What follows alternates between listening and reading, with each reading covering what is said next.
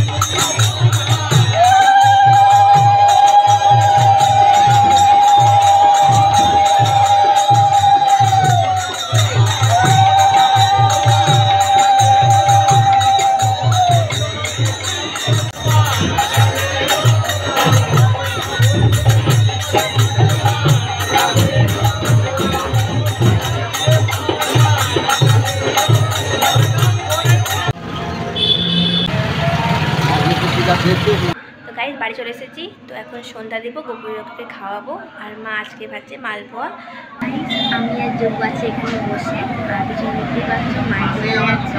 তো গাইস, এখানে আছে গোপুসোনা, যোগসোনা, আর এখানে আছে আমি। তো ব্লগ এখানে এন্ড করছি, দেখা হবে নেক্সট ভিডিওতে। Thank you for watching, by.